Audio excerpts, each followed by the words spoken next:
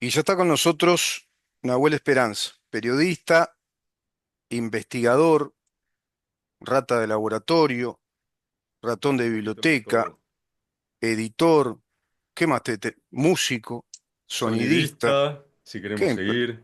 qué Técnico en impresionante, ¿eh? aerogeneradores, todo un Para, para, poquito. para un poco, ¿cómo técnico en qué? Aerogeneradores, 4 años laburé de eso, los molinos, los que giran, los molinos de viento. Ah, mirá, mirá, mirá, Ahora mirá. ando más tranquilito. Antes era tenía unos brazos que eran unos tanques, laburo de fuerza. Ah, Ahora mirá. estoy más sentadito, otro tipo de laburo. Más Estás más de tranqui, tranqui. oficinista, más tranquilo, más ejecutivo, Claro, más, claro, sí. estás más yuppie ahora. Te falta la barba rala, el saco y ya está. Soy medio lampiño, Tendrías engaño, que ir a engaño. hablar con Elon Musk y todo eso y mirá si te incorporan al Ministerio de Eficiencia. Sería Ah, interesante. ahí está. Sí, sí, las gestiones para el Ministerio de Eficiencia de Uruguay. Qué diferencia, ¿no? Ministerio de Eficiencia con el concepto de Ministerio de la Mujer y del Género, Ministerio de Justicia y Derechos Humanos. Qué pérdida de dinero, Y, ¿no? Y y acá gasto para los tenemos contribuyentes. el Ejecutivo de la Ineficiencia, que es lo que Claro, tenemos acá en Uruguay. claro, totalmente. Nahuel, íbamos a conversar contigo de un tema que es de capital importancia que lo podamos entender. Fue una teoría sociológica que se aplica mucho en la política, también se aplica mucho en publicidad, bueno, que tiene que ver con una estrategia, yo te diría que casi conductista, que es la teoría de la ventana de Overton, un sociólogo, ¿no? Que explicó esas técnicas persuasivas que logran instalar un determinado tipo de poder político de pronto o un producto sin que la gente se dé cuenta. ¿Es Sí, por por ahí? supuesto. Ujú. Sí, sí. Creo que es muy interesante el concepto de la ventana de Overton, explicarlo bien de dónde viene, porque también muchas veces se suele malinterpretar. Y de hecho, Overton ni siquiera hizo una hipótesis muy compleja ni nada.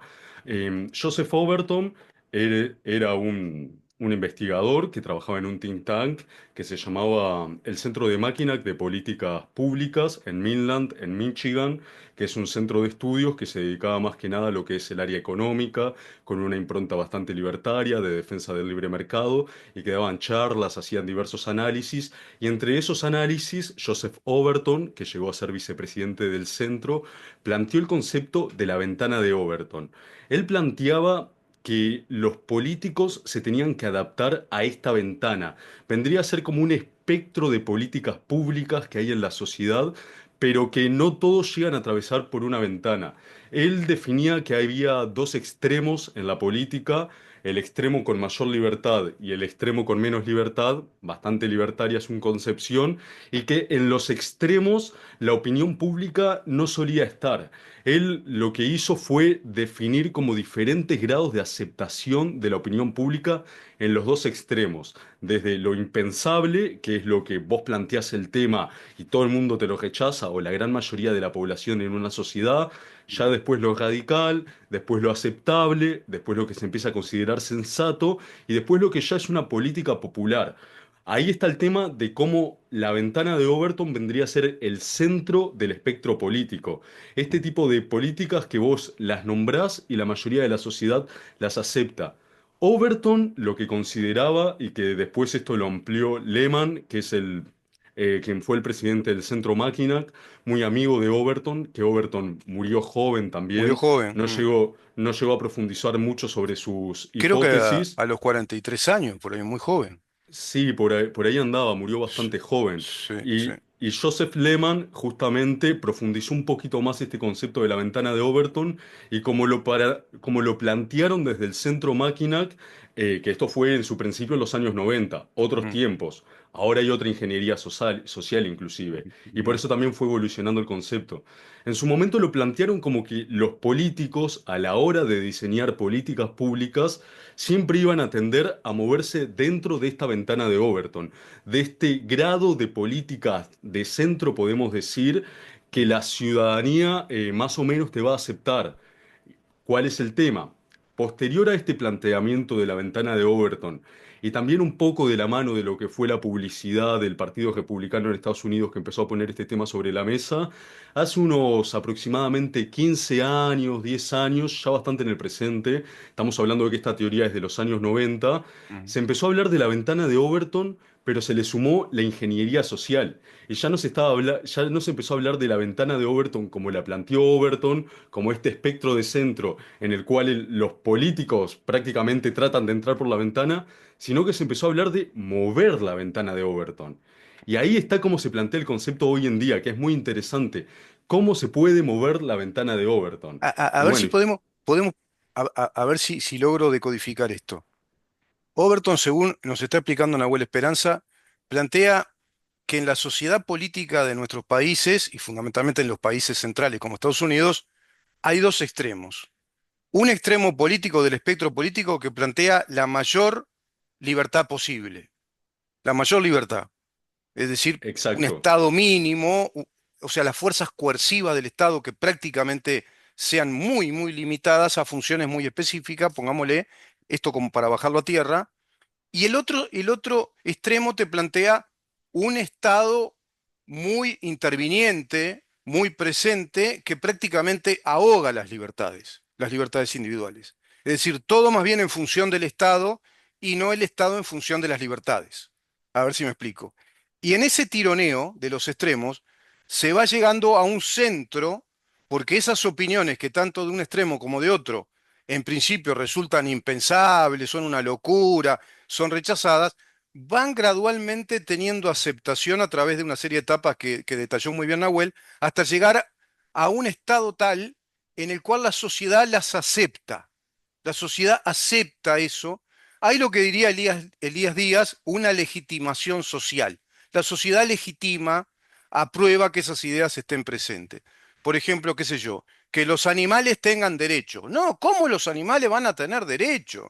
Los derechos son humanos, no son de los animales. Bueno, pero pueden haber derechos que se apliquen a la protección de los animales. Bueno, pero en ese caso serían sanciones penales para aquellos que atropellen la salud animal, ¿no? Entonces se va de alguna manera llegando a esa ventana, a ese centro de opinión. Pero ahora resulta que ese centro, que era un concepto estático, le empezaron a dar movilidad a través de el concepto de las redes sociales. ¿Estoy en lo correcto en eso?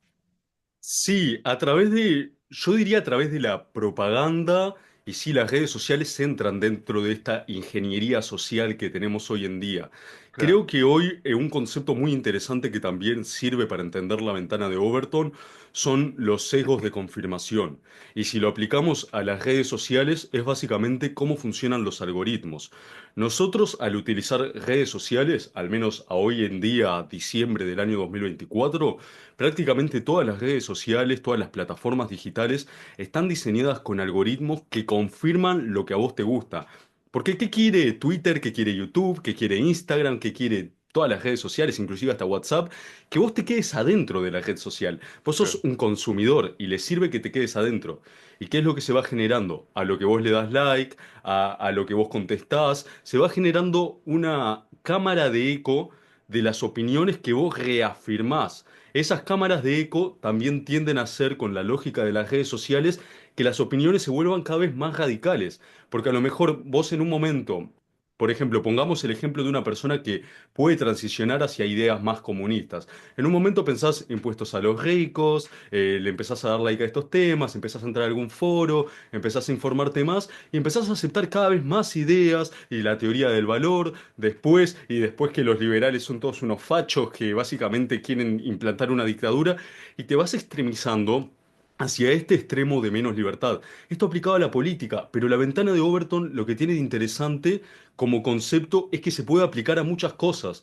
Overton planteó una hipótesis bastante sencilla que es básicamente la aceptación social de las cosas. Se utiliza mucho el ejemplo del canibalismo, por ejemplo. Es un Mm, ejemplo que se empezó a utilizar ya en los años 90, que mm, si planteamos este ejemplo, por ejemplo, es un ejemplo bastante radical y bastante sí. Muy extremista, pero que gráfico, es muy claro. gráfico, pero que sirve para ejemplificar, que es básicamente, hay un grupo social de poder con financiamiento que quisiera implantar el canibalismo en la sociedad. ¿Qué es lo que va a hacer? Va a agarrar y decir, ¿queremos canibalismo en la sociedad? Y probablemente no, porque lo que se va a generar es un gran rechazo social. Van a decir, estos son unos loquitos, están chapita de la cabeza, ¿no? Sí, ¿Cómo vas a estar hablando de sí, canibalismo? sí, Y anda al entonces psiquiátrico, empieza, ¿no? Claro. exacto, y entonces empieza a hablar un poco de cómo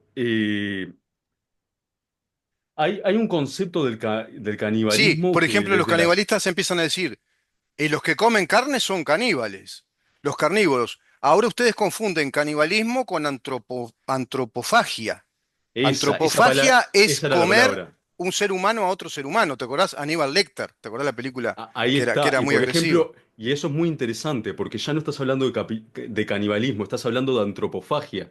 Ahí Claro. ya le estás bajando el nivel, ya suena distinto, la gente ya lo empieza a considerar de otra Ya manera. canibalismo Y, suena mejor, ¿no? Suena más exacto, benigno.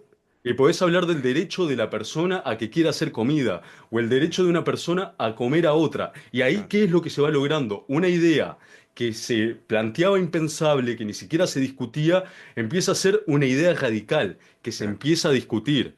Después, si esta idea es discutible, empieza a discutir entre distintos grupos sociales y empieza a haber un grupo social que se empieza a ver validado la discusión, pasa a ser una idea aceptable.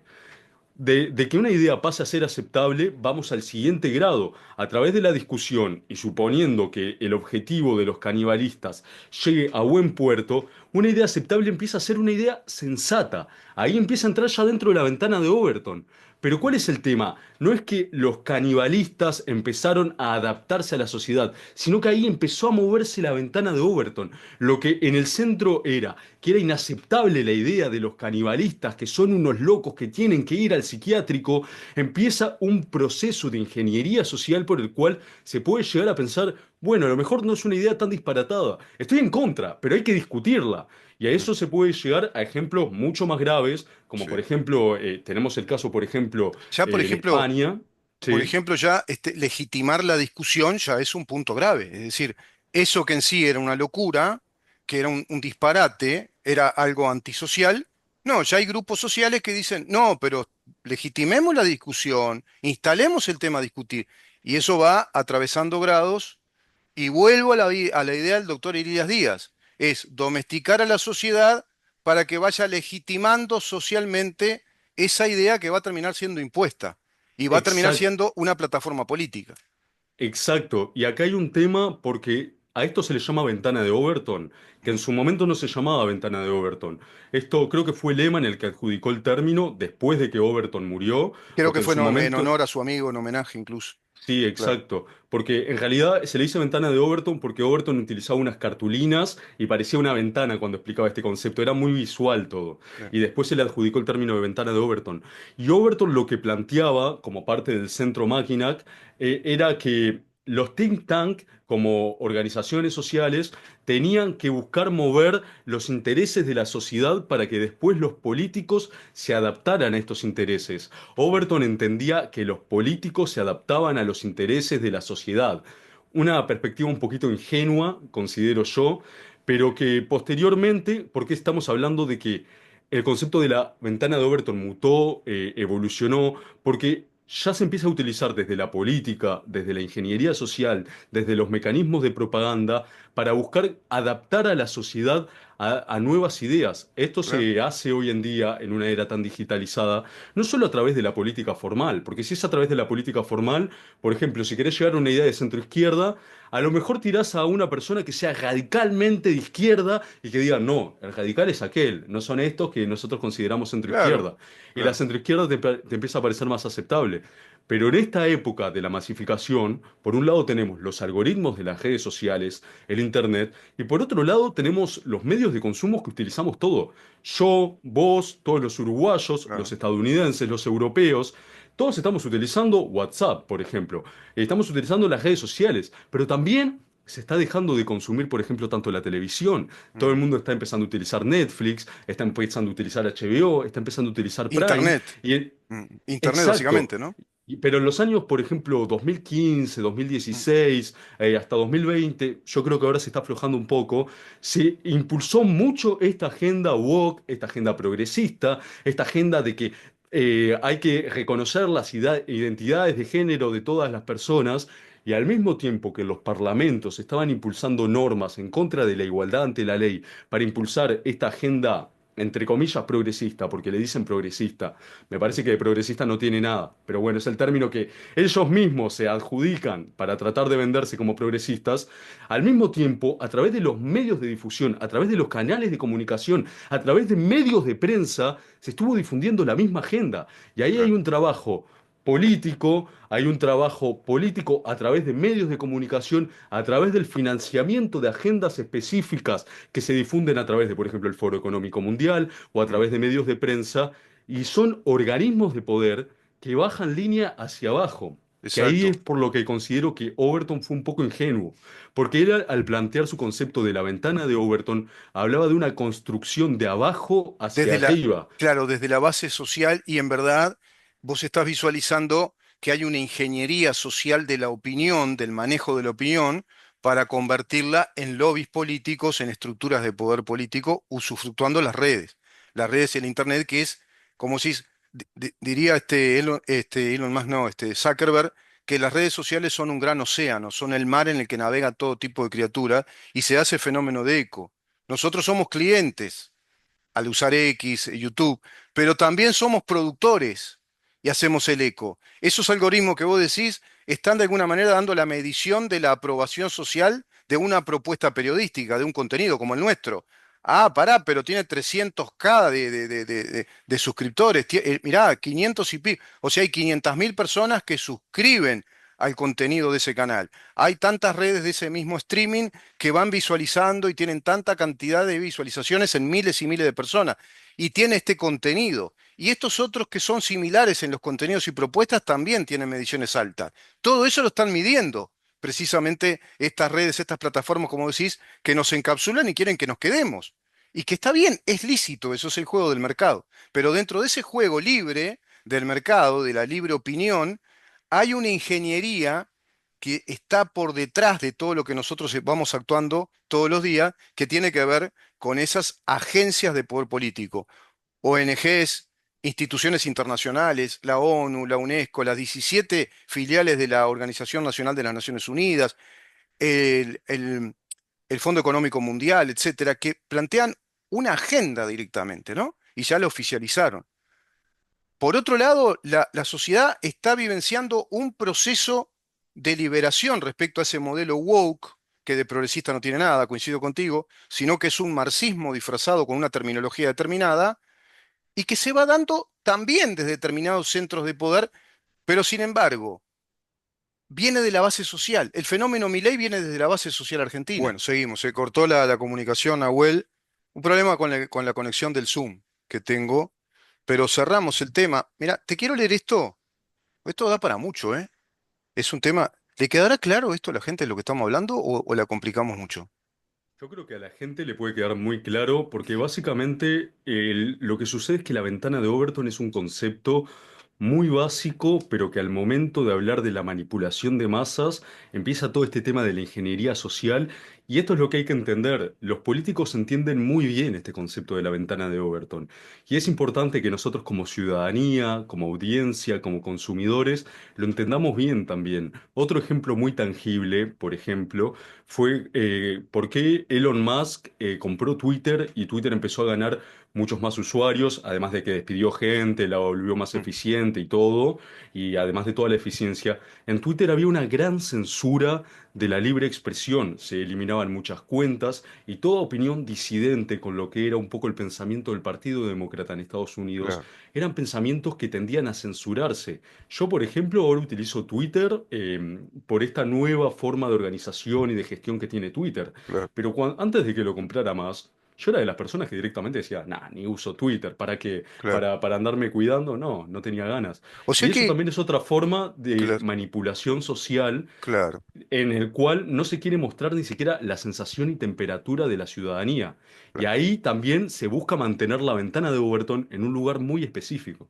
Democratizó esta plataforma, ¿no? Esta red social, Elon Musk. Evidentemente democratizó eso y permite ese uso libre sin censura. Los crucificó a los progresistas, digamos. Por eso X, ¿no? X los crucificó, ¿no? Exacto. Y levantó una cruzada por la libertad de opinión. Mira, te voy a leer esto y cerramos la nota, porque vamos a seguir con este tema, si te parece. Te convoco para la semana que viene. y ya hacemos una Dale, despedida de fin impecable. de año y todo, y después renovamos, viste que vamos a renovar a febrero con programación nueva. Tenemos editor nuevo, no sé si sabías, tenemos un editor de redes nuevo que está haciendo Ah, unas mirá, no maravillas. sabía. ¿No viste el fondo que tengo? Es Ah, está, impresionante. está muy bueno, Sí, está muy sí. bueno. Sí, Nahuel pásame el Esperanza contacto se que llama el le voy botija, a pedir sí. un par de cositas. Es parecido Ah, a vos, mirá. hace de todo un poco, ¿viste? Él me dice que es periodista digital, que es músico. También es igual, porque es de tu edad más o menos, ¿viste? Que los de tu edad hacen de todo un poco, ¿no? Ah, lo voy a googlear, lo voy a googlear. Mira, Giovanni Sartori, La democracia en 30 lecciones. Te lo recomiendo y lo recomiendo a todos los que estén siguiendo este programa, estén viendo este video ahora. Mira lo que dice. Dice que la democracia en verdad es un sistema de opinión, opinión pública. Si la democracia es gobierno del pueblo sobre el pueblo, será en parte gobernada y en parte gobernante. ¿Cuándo será gobernante? Obviamente cuando hay elecciones, cuando se vota. Y las elecciones expresan, en su conjunto, la opinión pública. Por tanto, todo el edificio de la democracia se apoya en la opinión pública y en una opinión que surja del seno de los públicos que la expresan. Qué interesante, ¿eh? Lo que significa que las opiniones en el público tienen que ser también opiniones del público, opiniones que en alguna forma o medida el público se forma por sí solo. Pero mira lo que dice más adelante. Dice, cuando se acuñó la expresión opinión pública a secas, se remite a la opinión política como la res pública, lo de interés colectivo, lo de bien público. Porque puede haber opinión sobre el fútbol, opinión pública sobre lo bello, lo bueno, lo malo, te dice Sartori. Ahora, cuando se acuñó la expresión, los eruditos de la época sabían griego y latín. Él se refiere a la época de la Revolución Francesa, la Edad Moderna, donde se acuñó la expresión opinión pública para legitimar el concepto de opinión pública en el concepto electoral, ¿no? En el concepto del voto. Cuando se acuñó la expresión, conocían los eruditos griego y latín y sabían que la objeción de siempre contra la democracia es que el pueblo no sabe, el pueblo no tiene conocimiento. De ese modo, a Platón, que invocaba a un filósofo rey, ¿te acordás que Platón esgrimía que la mejor tipología política o modelo político era el de los aristoi, los señores filósofos sabios que tenían conocimiento? Exigía, dice Sartori, Platón exigía la episteme, es decir, el conocimiento científico, el verdadero saber. Pero eso se le acabó objetando que a la democracia le basta con la doxa. La doxa quiere decir en términos filosóficos la opinión. Y por lo general, en términos filosóficos, es la opinión fundamentada, la opinión de los expertos, de los intelectuales, pero no deja de ser eso, opinión, no es el conocimiento. Por lo tanto, la doxa está más integrada al concepto de cultura que al concepto de conocimiento o de ciencia. Es decir, es suficiente con que el público tenga opiniones. Por tanto, ni voluntad cruda y ciega de un todo, ni tampoco el verdadero saber, sino que está en un campo intermedio, la democracia que es la doxa, la opinión. La democracia es gobierno de opinión, una acción de gobierno fundada en la opinión. Interesantísimo por lo que estamos hablando, porque es sobre esa base de que la democracia está sustentada en el gobierno de la opinión mayoritaria que se da esta ingeniería del poder y esta ingeniería de la manipulación de masas que muy aplicable la teoría de la ventana de Overton, como para mí muy aplicable la teoría de los tres círculos del doctor Elías Díaz. Legitimar filosóficamente primero algo, que viene por el mismo lado, que eso trascienda hacia la sociedad y que la sociedad lo vaya aceptando hasta legitimar esas opiniones filosóficas sobre algo, para que se ejerza presión social y luego ya se dé la legitimidad jurídica y política dentro de los estados.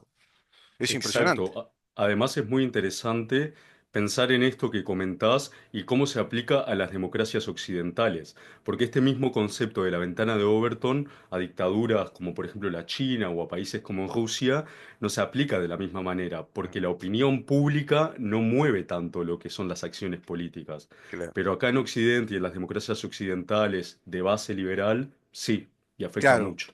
porque en esos regímenes que vos decís no hay democracia, justamente no se sustenta en la opinión pública. Y la democracia liberal occidental está sustentada en la opinión pública, que a su vez es manipulada y puede terminar eso en degenerar en un proceso totalitario, porque no olvidemos que los partidos de izquierda, como acá el Partido Comunista del Uruguay, van usufructuando este sistema de opiniones. Vaya que lo van usufructuando. a través de los mecanismos plebiscitarios, el referéndum, los debates televisivos, instalan temas y están trabajando con este concepto de la ventana de Overton. Viste que van instalando temas, los van trabajando paulatinamente, tienen un ejército de intelectuales, un ejército también de operadores mediáticos. O sea, vamos a seguir con el tema porque es complejo, ¿no? Obedece a un mundo de campos y de perspectivas que hay que poder ver para entender de qué se trata esto de la manipulación de la opinión pública a través del concepto de la ventana de Overton, y yo le agregaría el concepto de los tres círculos de Elías Díaz, y después le agregaríamos el concepto de la técnica de la persuasión que explicó de modo brillante Plinio Correa Fleitas. Todo sobre la base de la opinión pública, porque todo esto está basado en la opinión pública, que es el régimen de las democracias de Occidente. Gracias, Nahuel. Te dejo con una frase final si querés, una reflexión, y nos vemos en la próxima. Contigo nos vemos en un rato, por supuesto. Sí, nos estaremos viendo. Un saludo a toda la audiencia. Muchas gracias nuevamente por la invitación y seguiremos con estos temas, ventanas de Overton, legitimación, persuasión, para saber en dónde estamos.